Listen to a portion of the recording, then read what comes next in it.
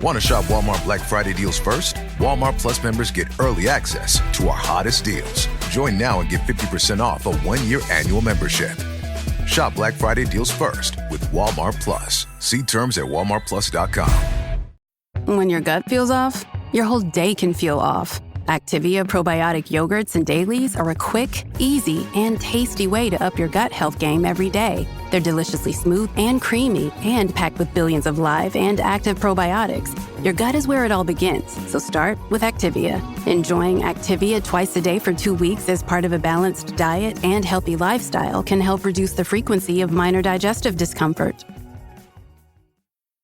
Hi, clubbers. A couple of things before we jump into this episode. Friday's show has now moved over to our subscription on Apple Podcasts. So please subscribe to the channel for your exclusive weekly wellness roundup show and to listen ad-free on every episode of Self-Care Club and 40ish. Just hit subscribe and you will get exclusive access to all of this content.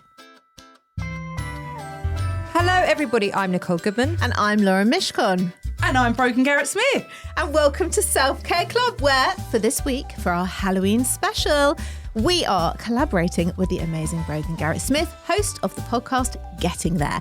And together, the three of us are exploring a powerful yet often overlooked aspect of self-care, spirituality. So whether it's through meditation, connecting with nature, God, or simply finding moments of quiet reflection, spirituality can offer a unique path to nurturing ourselves on a deeper level.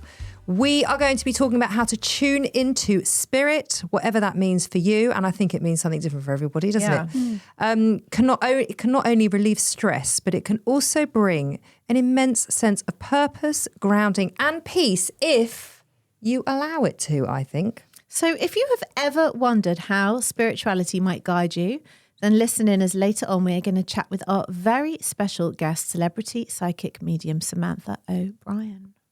Ooh, and we're excited. I'm so excited. Are you spiritual, Brogan? Yeah, and I think sometimes that can become quite weighty. When someone goes, oh, well, I'm like quite spiritual, you think, what do you mean? Do you like follow a particular religion or something? And I think that's the way it used to be looked at. But for me, it's just knowing that there is something above and below me and that walks alongside me every day. It's the feeling in my stomach that knows when I shouldn't do shit and I still do it. And it's that thing that's guiding me and pulling me towards the things that I love. So you call that spiritual, I call that intuition. I knew you were going to say that. Are they not the same? To me, they're not, but I think everyone has their own Well, let's feelings. go round. And what's your version of spirituality then? I believe in things you can't see and hear, but I also believe in a gut instinct and an intuition, but I don't know if I would connect that with spirituality. But for me, it has nothing to do with religion. It's a separate thing. Isn't that whatever it is pulling you and guiding you? So is that the tool that whatever it is that's far beyond our wildest dreams, it's the thing that makes the flowers grow, makes the water rain, everything that's so intrinsic in that earth, is that not the tool it gives us in like human form to pull you towards the things that are meant for you and guide you to wherever you're meant to be, into like a destiny? I think you can do that if you're listening and if you're aware of it and if you're open to it. What is it to you? It's kind of somewhere in the middle of both of you. I think it is something bigger than myself. And whether you call it God and that is part of your religion, or you call it the universe or spirituality, it kind of doesn't matter what word you put on it. But for me, it's like this grounding force, a guide and a belief in something bigger than myself that is getting me to the point of where I'm meant to be. But then I don't believe in destiny. I don't believe we just got this one path and that's just the end of it, because I have to believe that I am in charge. I have my own agency over my own life. Right. And my decisions are mine. So I used to have this conversation with this therapist I used to work with, and she was like half witch, half therapist, half woman. I don't know what she was, but she was fantastic. And we used to have What's her number? And she's in St John's Wood. And we used to have these conversations, and she'd say, but you're always going to end up where you're meant to be. And I almost felt robbed of my free will in doing that. Like, what's the point in playing this game if I'm going to end up at point A? Yes. But when you broke it down, you can end up at point A loads of different ways. So I think that there comes a point where you're, without getting too deep and woo-woo on people, where your soul's going to grow to a certain point and you're going to learn all of these lessons and you're going to have this infinite amount of growth and get you to this point. But your free will is going to carry out the actions to how you get there.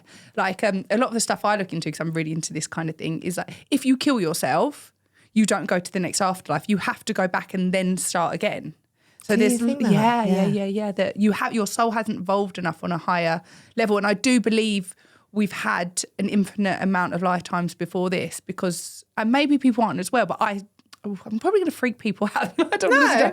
But I've seen things and experienced things, like especially ever since I was a young kid. I remember watching Schindler's List and I would feel so sick to my stomach. On the school trips, we went and looked at a lot of the stuff around the Holocaust and I would feel physically sick. But I couldn't articulate that. I cannot watch any films around it. I'm telling you, I was there. That's so weird, I don't Brogan, need to know anymore. Because I have exactly the same. I can smell. Okay, thing. last month, look, it makes me go cold. I went to a changing room. It actually can make me cry. I went to Portugal and the changing room's closed and I had to go into this other changing room downstairs.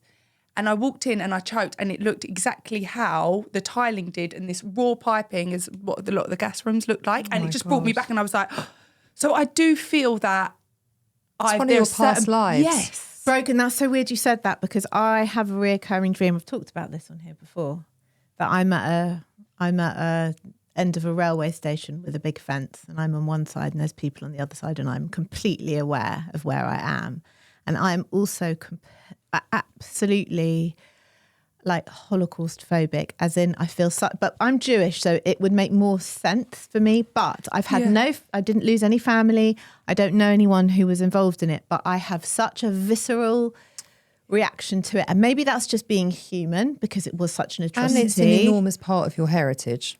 And maybe it's that, but I feel very. So I couldn't walk into Anne similar. Frank's house on Amsterdam. I was like, I'm sorry, guys, I'm just going to sit this one out. But at the time, I didn't want to think to everyone, like, I feel like it's too close to home. But I do feel there's something to be said about, I think, because listen, everyone's version, yet none of us are going to know the answer, is that we've had numerous lifetimes, and each lifetime your soul grows and it evolves, and it probably didn't make the same mistakes it did before until you get to this high energy of like pure light, if you like. But I believe that with each life, we become purer and we become more evolved and we get to another destination. But it's my free will that executes me in getting there. Yeah. We did past life regression, didn't we? We did. It was absolute crock Yeah, but of she shit. was absolutely rubbish. Oh, We should do it We're again. going to get Cheryl. was She's the meant to worst be thing. quite good. I think we need to Ever do done. it again. But I do think I do think things are meant to be. Like, for example, how Lauren came into my life.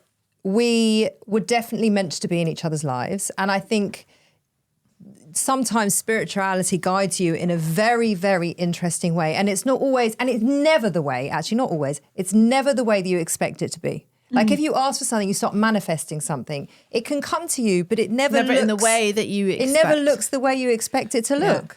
I hate that word. Why? Manifesting. Yeah. We love manifesting.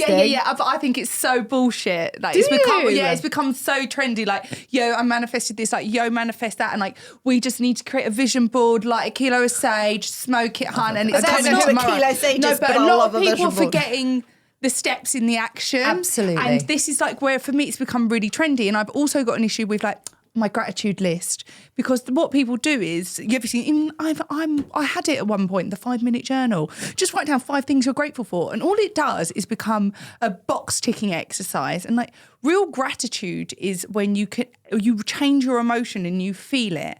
And I learnt this thing once. I was listening to a Jay Shetty podcast, and he kind of had a similar view to me. But we're so quick to create these like checklists of like, I've done my gratitude, I've done my vision board, stuff must come.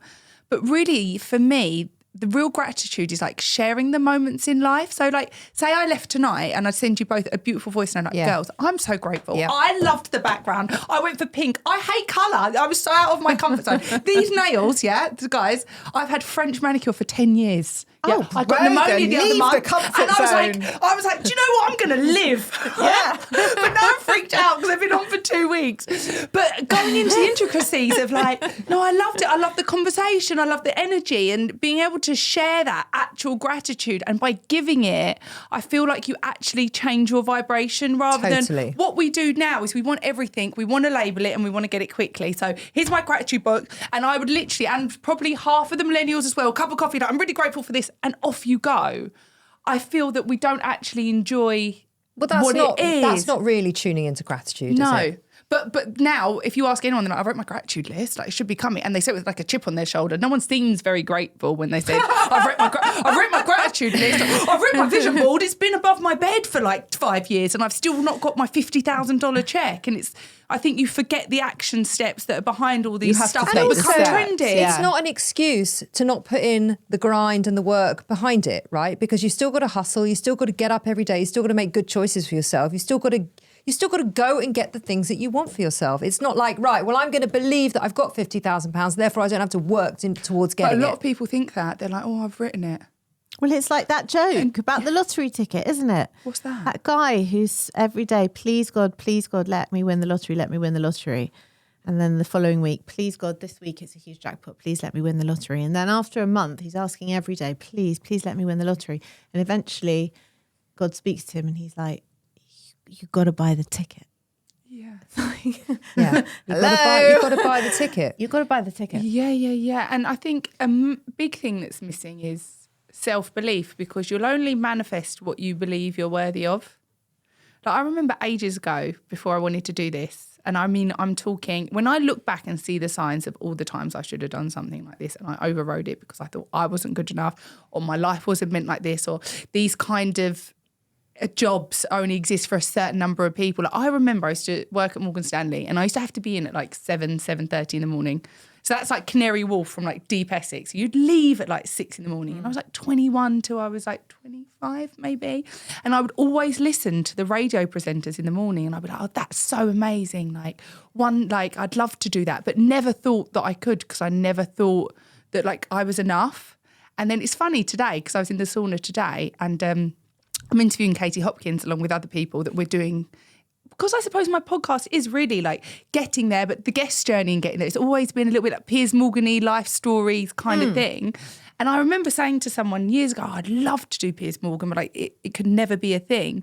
But my life has only manifested because I started to believe that I was worthy of it. Absolutely. And I think a lot of people forget that, like, and you have to be your own biggest cheerleader, because if you're not, no one else is. It doesn't matter how much money you put on the check that you want above your bed. If you don't believe you're worthy of it and go and take the steps to do the thing, that's right, you're not going to get it. No one wakes up in the morning thinking about how they can help you. No one. No. Only you. But also, isn't that interesting? It goes exactly with what we were just saying before when you said, oh, I'd love to do Piers Morgan. And here you are hosting your own podcast, an independent podcast, doing your own thing in a Piers Morgan type style show. And it's not like, oh, well, I didn't manifest Piers Morgan, but you have. You've manifested your version. Yeah, so it never comes in the way that you expect it, but it still comes. And you have to notice those signs and recognize them. And I think that's one of the hardest parts of spirituality, to stay aware and to keep your vision and your heart very open to all the signs and the ways that it guides you. And I think our phones have fucked up spirituality because you think everything's instant. I mean, James will tell you, like, when I first started, I was like, I had no concept of time, but I was like, I don't understand. I'll get thousands of views in the first bit, or it will just work. Like, and you don't realise that you have to put so much work, and we'll talk about it when we come to us, so much graft into it, and it takes time. It's like, even on Amazon, like, even my son doesn't get it, guys. He's 3. He's like, Mum, when's the costume coming? You ordered it 10 minutes ago. Yeah. Everything is like, instant gratification. And no one shows the real thing, really, do they either? And that's why I've always been quite mindful to show like how much hard work this kind of thing takes, because you look at people and you're like, Jesus, how are they doing that? And I also feel like half of it isn't real. You know, a lot of the stuff you see online is not real. No, it's smoke and mirrors. But for the generation below me, it's like, well, why have they got that? And then I can't have that. And then I'm not worthy of that. As Jimmy Carr famously says, everyone's jealous of what you've got, but no one's jealous of how you got it. Yeah, I like that. It's so true. It's so true. Let me ask you another question. If you've had like difficult, hard times in your life have you turned to spirituality to help you? And do you think it helps you? I think it's the only thing that's got me through sometimes in my life. Like when I separated from my son's dad, I was really at a dead end. I was really unhappy in my relationship, but I knew no option. I'd so craved a family. I never really had a family unit growing up. I didn't want a baby. I wanted a family, and I'd waited so hard and worked so long to have this family unit. And the biggest thing is, you know, when you think it's not meant to look like this. Yeah. Like, this isn't fucking meant to look like this. Where do I go to now? What do I want to do? I just remember saying to my cousin, I had nothing left, right? And James and I were having this conversation the other day. It's like, you know, when you just want to give up. Like, I had nothing to do. I just wanted to give it up. And I was like, no, I've just got to give it over. Yeah. I've got to give it over to God, the universe, whatever it is. Like I said, the thing that's above, below me, walks alongside me every day. And sometimes it's the thing you want, sometimes it's not, and sometimes you just get a lesson in it. And I said to my cousin, and she's like, why aren't you crying? I said, because right now my faith has to be bigger than my fear, because I've been put here for a reason. Like, I caught him, I don't know, like prostitutes, blah, blah, all this kind of stuff. Like, for me, is irreversible. And I was like, I've had to have been put here, and I had to trust that whatever's got me this far is going to get me further. Love that. Yeah. Love that. Give it over to God. Inspiring. Give it over and to not God.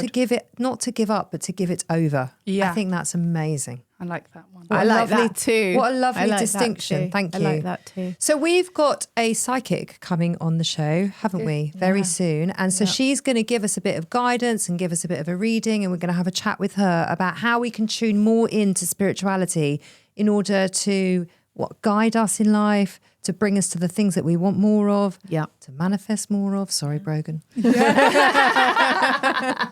also, I'd like to ask her, like, how come she's so gifted? Are we all gifted? Is it? Do we have to unlayer it? Is it you know, society that stops it from doing us? Because I also think if you go back to when we were in tribes and living in villages and really bring it back to when we were hunter-gatherers, did we all have this innate connection to something larger than ourselves? And just over time, we've just ruined it and become desensitized to it. Because she was magic, wasn't she, guys? We did a Zoom call with her, and it was, It's actually quite a funny story, though, because you guys messaged me and you're like, oh, we're trying to get a psychic, but they always keep like backing out when it's recorded. I was like, oh, mate, I've got loads of psychics. And within 10 minutes. Us up in minutes. She added me. Guys, she added me. Do you remember on Instagram? The and I was next like, this day. is so creepy. Yeah. And she's like, yeah, I'm in. Oh, I love it. I've got like goosebumps thinking about it. I'm so excited to talk to her. You guys sat on the phone for her for a little while after as well, didn't you? Yeah. Messaged me after. We did. She was great. She was great. So I'm excited to speak to her in a bit. Brogan, thank you so much for coming on our show. People are definitely going to want to be tuning into your podcast. So where can they find you and what's it called? Everywhere, James. You can find me everywhere.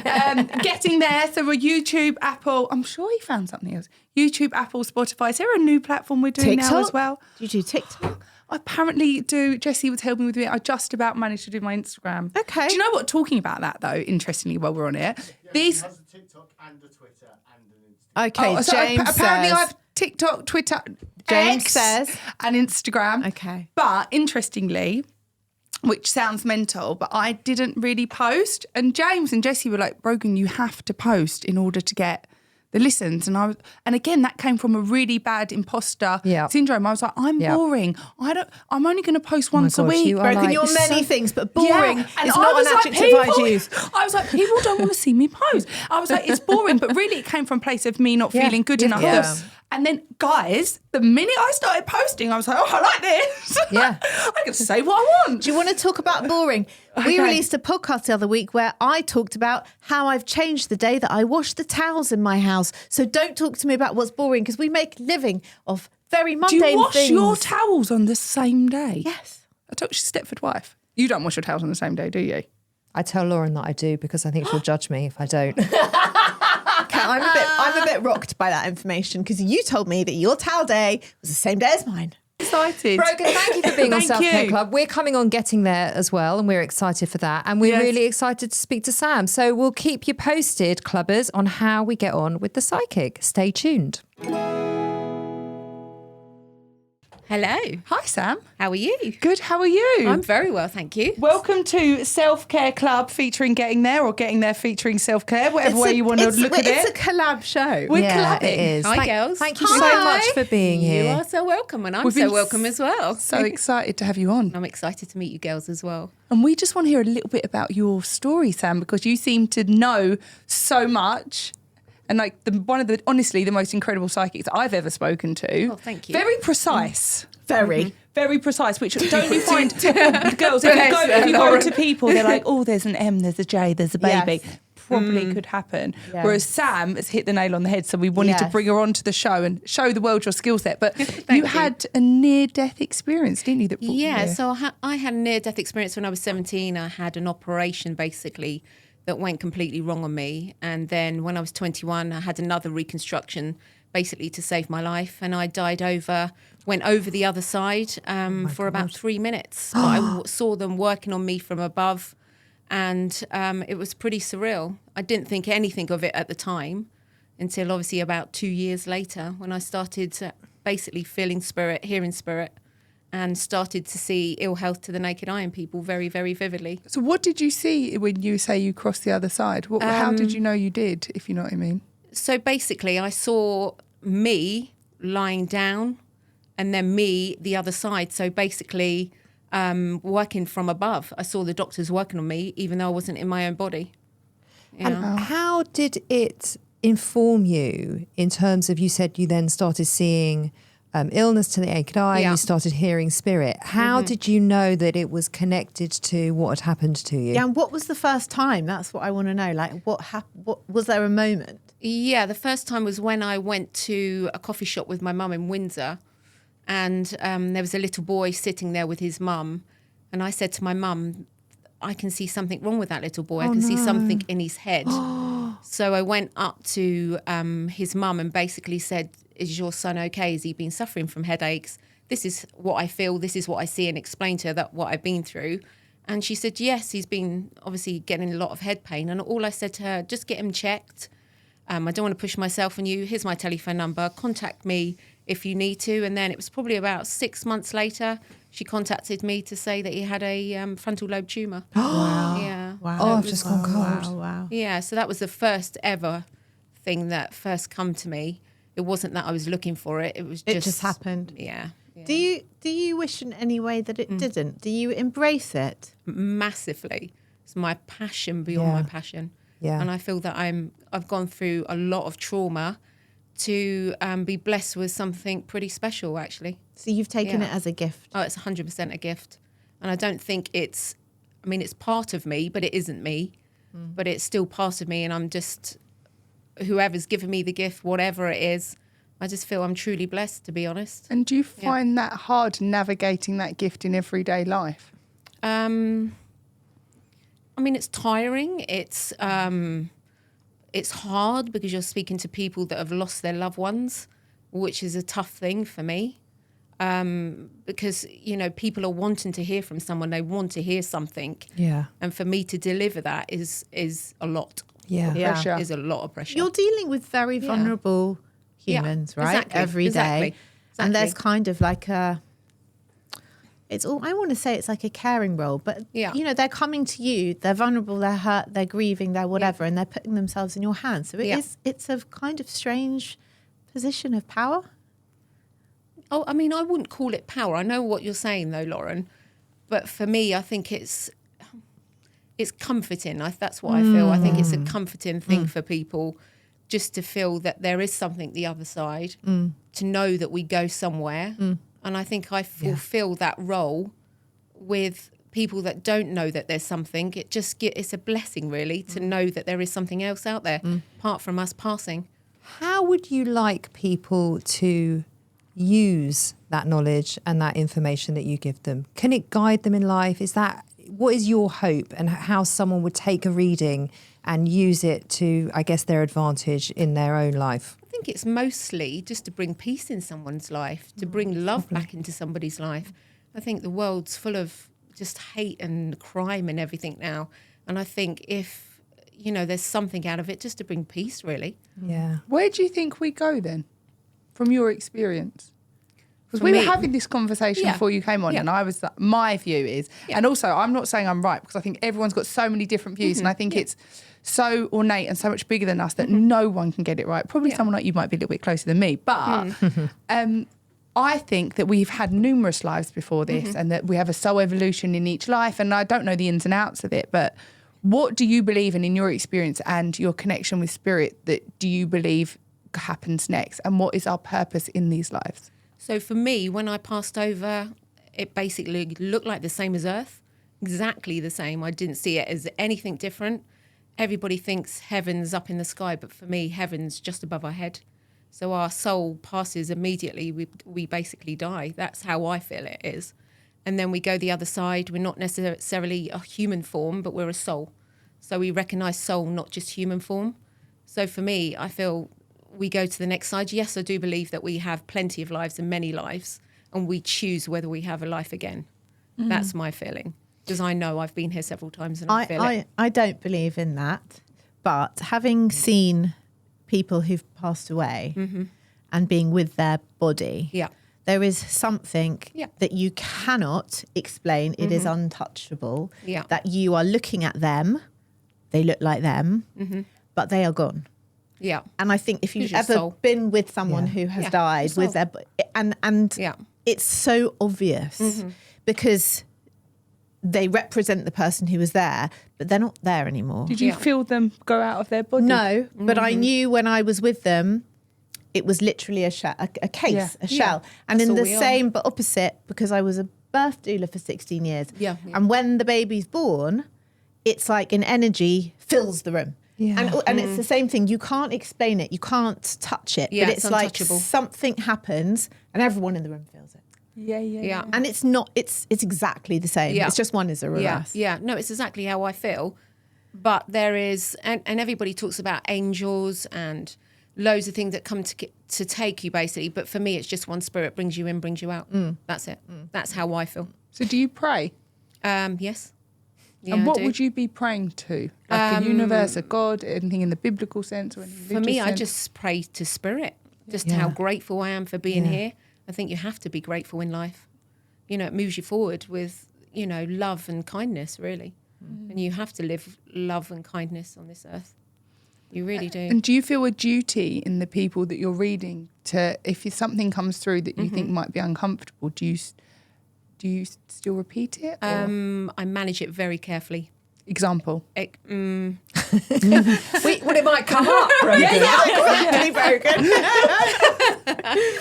I'm open. illness, health. Yeah. I tread very, very carefully with health. I will say it if I feel it, if somebody can help that person, or if I say to them, I'm seeing this, please go to the doctors and just get checked. You know, so I would do it, but very carefully, extremely carefully. It's a big responsibility. Yeah, massive. It's a huge responsibility. Very massive. Can you, like, some days I know when I'm not at work and I'm really tired and I just want to sit in front of the TV and zone out. Can you do that? Can you not switch it off or just relax? And That's such a good question. yeah, like how? It's an amazing question. I do not know what zoning out means to me. I never zone out. Right. I'm on it 24/7. And when you're Are asleep, you? do things come to you at night? Yeah, 100%. Yeah. So how do you manage your energy levels and stop from burning out? I have more energy when I'm doing what I'm doing than when I'm not doing it. It brings you energy. 100%. Yeah, massively. Yeah, I'm a healer as well. So when I'm not healing or working with people, my energy would just go woo, completely down. Yeah. So it's like I'm fed energy, if that makes sense. Yeah. If there's it does something make sense. like that. If does, it's I like get that, your that. passion feeds you, doesn't it, at the end of the day? Yes, it really does. Yeah. Yeah. And like, if we bring it back to like thousands of years ago when we were hunter-gatherers Yeah. and we all lived in a village, do you think we all had this innate connection with what you've got, or a lot? And like, if more so than now, because I feel like we're so layered with everything and we're so overstimulated that those moments, those divine connection, they're so few and far between. Do you feel that we were more connected to source thousands of years ago than we are now? And there's a massive disparity. I feel back then, I mean, you had the Egyptians, you had all of those, you know, races and I'd people. love to have been alive then. Oh, me too. You probably were, Brogan. Do you know what? I was one of those pharaohs. I feel that they were more. We didn't have all of like the input of noise, phones, everything else. Well, I think we had to rely on instinct Well, much that's it, more exactly. because Exactly there wasn't that. really a choice, and also life was short, and Exactly. you had to survive. Yeah, exactly. So your instincts were very switched on because you were constantly on the lookout for predators. Whereas now we don't really have any. Yeah, We are the exactly. we are the predators. We are. Humans are the predators at the end of the day. Yeah, definitely. When you do a reading, do people ever ask you questions, or Yes. do you just Yeah. right? I Or- do. Yeah. So I will sort of do a reading, but I will say to people at the end, is there anything you'd like to ask me? Yeah. Because I like to give that to people. But Sam, thank you Yes. so much. You're welcome, girls. It was so lovely to Thank meet you so much for your time today. Thank you, Sam. Thank you. We know You're how so busy you welcome. are. I know you can't get in with Sam till like May or June. I How do know. people find you? Yeah, so I'm on Instagram, psychic medium Sam Obrien official, or you can find me on my website, angelsheavenlyhealings.com. Oh, that's a lovely website. Thank you. Thank you so much for Thank being you so here. much as well for asking me, girls.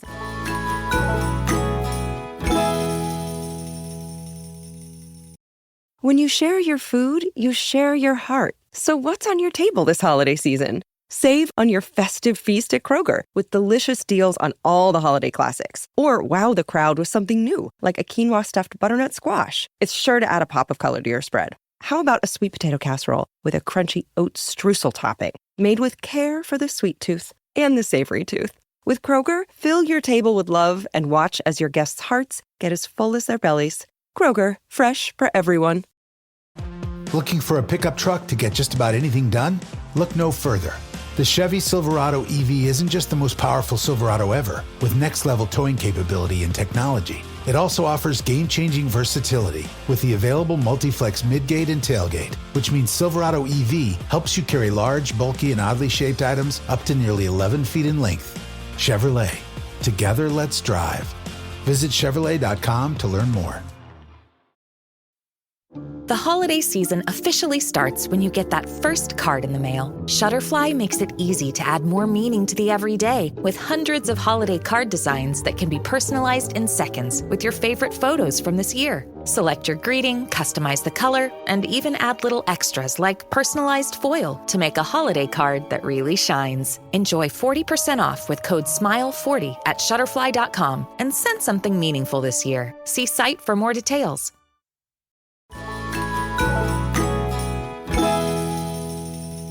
We had our psychic readings. We're not going to release that in public because it was pretty personal and private, and also not really appropriate for half of that information to be out in the public domain. So we're keeping that to ourselves, I guess. But we are going to bring it back to having a conversation about, I guess, how we felt about it, if we've done this before, and if we feel that psychic readings and spirituality are a positive, negative part of self-care, or if they are even a part of self-care at all. So we've both done this before with other readers, haven't When was we? the last time you had one? Because I don't think I've known you to have one. I think it was just maybe a year before I met you. And actually... And what led you to go to one? I had had a loss. And I think I really wanted to speak to them, and they didn't come through. But it was a very interesting reading. And the bit that sticks out to me the most is... Actually, it must have been a while before I met you because Josh was still at nursery. Josh was only about 3. And she said to me, as I walked in, "Who's Jay?" I said, well, tricky one because my mum's a J, my grandma was a J, my husband calls me a name beginning with a J, and my son is a J. She said, it's very strong in your family. And she said, your son is very, very gifted with numbers. He was 3. He was already counting, but you know, what's gifted with numbers at 3? And I left her and I drove straight to nursery to pick him up. And the head teacher of the nursery pulled me aside and she said, I just have to tell you something. Josh is really gifted with maths and numbers. He's been counting all morning and it's blown us away. And I was like, oh my God. I went completely cold. It was really weird. And she did, and someone did come through. It wasn't the person I went to talk to, but it was somebody else who also came through on this reading this time around, which was interesting. And she did tell me a lot of things that I didn't know. And I went away feeling quite sort of reassured and positive, and she talked quite a lot about the kids and their future, and it was all nice, and I felt good about it. I've only been once and I didn't feel good about it. What about you? I have been a few times, and I've been to the same person a couple of times, and I found her amazing both times.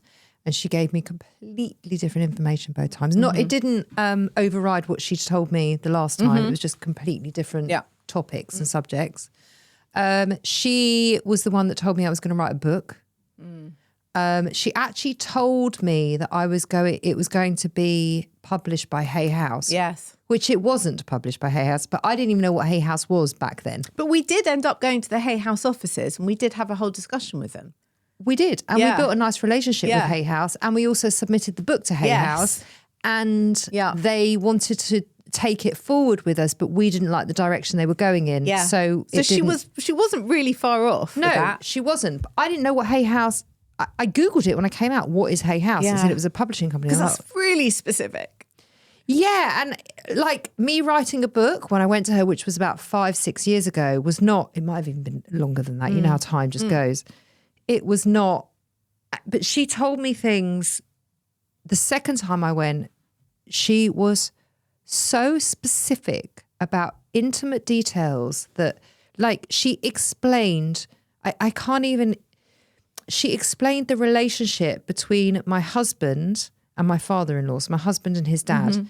The dynamic of their relationship, she got it to a T.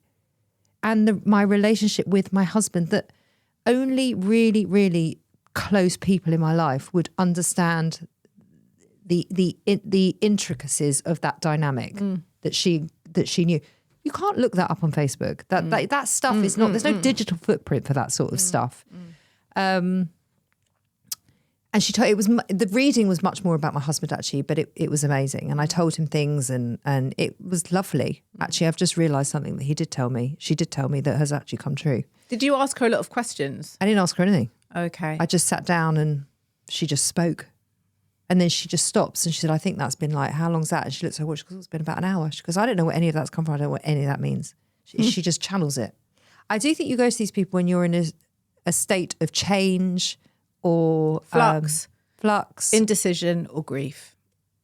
And I completely agree with you, because I don't think anybody goes to see a psychic or a clairvoyant when they aren't questioning something, or they don't need a decision kind of made or validated, or they're not thinking about someone that they've lost. And I think there is a very, very big place for this. Yeah. And I am a true believer in there being something, we mentioned this on the show earlier with Brogan. I am a true believer in that there is something bigger than ourselves going on. And I want to believe that, and I have to believe that.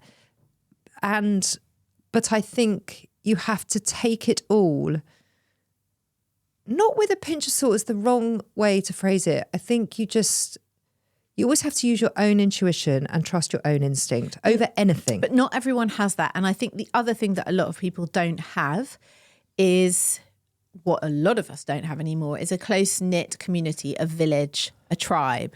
So I think when we did live like that and we weren't all separated and we lived in cities and we were so far away from our families and everyone else, there was always like a wise woman of the village. She was usually the midwife. She was normally who would come around and help deliver all the babies. But there was that person that you could go to for sort of wise counsel. And I think a lot of people don't have that in our lives. And if a decision comes up and you're in two minds about it, I think really deep down people usually do know the right thing for them. But maybe to go and see someone like a psychic who says, oh yes, I see this in your future, it gives you like a confirmation bias towards the decision that perhaps you would already make. Also comes with quite a big responsibility, doesn't it? It depends how specific they are about it. But, if you're thinking about changing jobs and you see someone and you say to them, well, what about my job and my moving jobs? And they say, oh, yes, I think I can. It might encourage you to do that. But that comes with a sense of responsibility. I mean, you did ask her, I don't remember. I asked her if I was moving house. Yeah, I was going to move know if house. You mind me saying that. Yeah. And she said, oh, I don't see that yet. Yeah. She could have just as easily said, oh, yes, you're going to move house. And then maybe you would have gone at home and started looking on Rightmove. So what I'm saying is it comes with responsibility, which has to be taken very seriously. And I'm sure most people in this, but it's an unregulated field, isn't it? Very much. As is coaching, Yeah. which I'm in. It's very unregulated. Yeah. And there are some people that call themselves coaches that have done a weekend course for 25 quid because they've done an offer. You know, I've seen that all over my Facebook, whereas it took me 2 years to learn to become a certified coach. And let me tell you something, it was not 25 quid. And I had to take a lot of exams and there was a lot of moderation and there was so much involved for me to become a certified coach. And rightly so, because you are dealing with people's emotions and mental health, and that must be taken very seriously, and it needs to be ethical as well. Well, it's the same with doulaing. Anyone can call themselves a doula. You don't have to train to practice, but there are some doulas out there who've had the most horrendous birth experiences themselves, and unfortunately they're trying to sort of fix their trauma by attending other people's births, and you can't do that. You have to attend from a place of neutrality because it's not about you, it's about their birth. And well, I think what I'm saying is I don't feel that on the whole people who are very much sort of settled together, not grieving, not in a place of flux, are going to see psychics. So they are always dealing with people who are in whatever way slightly vulnerable, even if that's just in a decision making. So well, actually, I don't know if I agree with that. I think last time I went to the psychic, not the other day, I wasn't in a state of flux. I wasn't like looking for something or searching for something or in a state of vulnerability. So what made you go? I just hadn't seen her in 5 years and I just felt curious and I wanted to go. But that was, I'm guessing, because you liked what she had to say the first time and you trusted her, and the first time you went, for whatever reason, it was really positive. It gave you a sense of positivity, contentment, reaffirming, that sort of thing, right? Yeah. Yeah. I don't think they're not people. I mean, some people like go to a psychic like they go to a therapist. That's what I mean. They go for counsel. Yeah. Yeah. Yeah. I think this time what was different for me is I'm not in a state where anything is up in the air. I'm in my marriage. I've had all the children I'm going to have. I'm in the job that I'm in the house that I'm in. Everything's very, very, very stable. The people I've lost, I've come to terms with that. I'm not grieving anyone. I guess it's the first reading I've ever had done where you're in a stable place. Completely. So it was different. It felt a bit different to me. I mean, did she tell you anything you didn't know? No. No, she didn't tell me anything I didn't know either. But that's okay. Yeah, it's fine. That's okay. I also think, I mean, Brogan, bless her, she did keep saying, oh, should we go out and should we do one-to-one readings? Yeah. And looking back on it, I think we probably should have done that because I think it would have been, I don't know, better's not the right word, but I think it would have been maybe more conducive because there was so much energy in the room, wasn't there? Because there were three of us plus her. Yeah. Yeah. 4 very strong female energies in the room. Yeah. And everything was just flying around a lot. So I don't think it allowed for, I don't know, a specific direct channel or something like that, I guess. I don't know.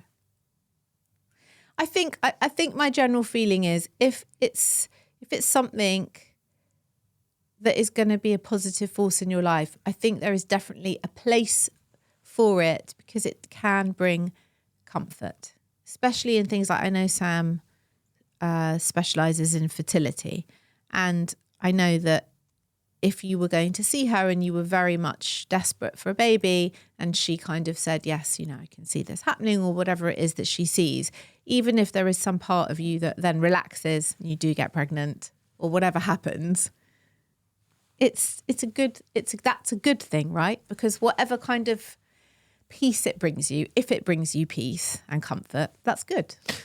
Absolutely. Absolutely. Peace is an enormous part of self-care. Comfort is an enormous part of self-care. Belief, faith, hope, all those things are an enormous part of your mental health, I think. So whether it's real, not real, whether you believe, whether you don't believe, if it brings something good to you, to your well-being, if it gives you a sense of relief, settling, purpose, anything like that, That's got to be a good thing. I think so. I agree. I mean, a couple of the guys that work here in James's studio, they're not believers. No, and no one in my house is either. They're very, very skeptical. Well, my husband is skeptical. My daughter is a bit like me. She loves all this sort of stuff. I find many men are quite skeptical. I wonder why that is. Because they're much more logic-based than us. And also, I think a lot of the time men only deal with the things that are in front of them. If they can't you have see to be them, able to see it. Yeah, if you can't see it, it's not there. And I think we're... Or if I haven't experienced it, it doesn't exist. Right. And I think we're more able to see... I feel women are more spiritual creatures generally than men. Yeah. Often. Yeah. I mean, listen, if someone ever said to me, oh, I really want to go and see a psychic, yeah, go. I would never tell someone not to go. I think it's only a good thing. But, you can't base your whole life's purpose on what they say. You have to be in charge of, be in charge of your own life and make your own decisions. And I wouldn't allow that sort of, I wouldn't allow that to guide me, per se. Oh, I get that. And I agree with that. I would have liked, there were a couple of people that I have lost and I would have liked them to have come through, which they didn't. And maybe it would have done if we'd have had a one-on-one. I don't know. I've had that a few times and I've always come away feeling a bit disappointed that they didn't come through. And one psychic explained to me, and she was like, some people, once they reach the other side, they don't want to be earthbound anymore. They've kind of reached this place when they're just at peace and they're just off doing their own thing, and that's fine. Like, it's not because they didn't love you and they don't want to chat to you, but they're not earthbound anymore. They don't need to be here anymore. But then I think sometimes I can feel them around me for no particular reason. It's not like their birthday was coming up or anything like that. I just feel I just sense their presence. And then they leave little clues, whether you believe it or not, which I do. I'm a massive believer. And my sister, we lost a very dear friend. He was 32 and we lost him 16 years ago. And he was a very dear friend of me and my sister.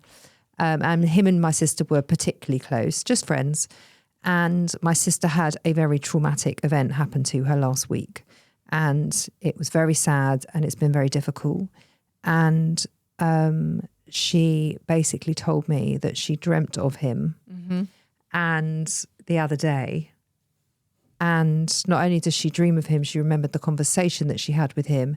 And he gave her the most enormous, longest hug. That's so nice. Did she wake up feeling comforted by that? Reassured by that? Absolutely. And she was like, it was just so amazing to be in his company. That's so and nice. I can't explain because of what had happened. Yeah. It made sense that he would do that for her. Of course he was going to come and give her a hug because that's what he would have done. He in would have real been, life. In real life, he would have been such an enormous support for her at this particular time. So I loved that he came to give her a hug. That's so nice. Yeah. That's so nice. And whether you believe that or not, whether that's just her subconscious working or whether... But it doesn't matter, it doesn't matter. Because she woke up feeling better. So it's kind of irrelevant whether you believe in that or you're just like, oh, for God's sake, she's just thinking before she went to sleep, I wish she was here. But it makes her feel better to believe that he has come to give her that peace and that comfort and that support as a friend. I think it's lovely. It is lovely. Yeah. It is really nice. Yeah. So there we go. Make of that what you will, clubbers, eh? Please, can I remind you, clubbers, our Friday's show has moved. It's moved house. It's moved house. I'm not moving house. But apparently, according to the psychic, you're not moving house yet. The weekly wellness show is moving house. It has moved house. So it is behind our subscription, which is on Apple. So if you're listening on Apple, you'll see it. Just look now at the screen or go onto our homepage and you will see where our subscription is. It's very easy. You just literally press the subscription and then it will take you straight to payment and then you will get access to it. So Friday's show is on there. Some bonus content is on there. And all of 40-ish and Self-Care Club is ad-free on there. So please come over because we would love to have you. And we will be back next week with a brand new episode of Self-Care Club. And we're back on Thursday over at 40-ish. It's 40-ish if you haven't listened yet. Please come over. It's got a slightly different vibe to this. It's fun. It's energetic. It's really silly. And we have a great time over there, don't we? We do. We really do. And we'll be back next week. See you then. Marketing is hard. But I'll tell you a little secret. It doesn't have to be. Let me point something out. You're listening to a podcast right now, and it's great. You love the host. You seek it out and download it. You listen to it while driving, working out, cooking, even going to the bathroom. Podcasts are a pretty close companion. And this is a podcast ad. Did I get your attention? You can reach great listeners like yourself with podcast advertising from Libsyn Ads. Choose from hundreds of top podcasts offering host endorsements, or run a pre-produced ad like this one across thousands of shows to reach your target audience and their favorite podcasts with Libsyn Ads. Go to libsynads.com, that's Libsyn, ads.com today.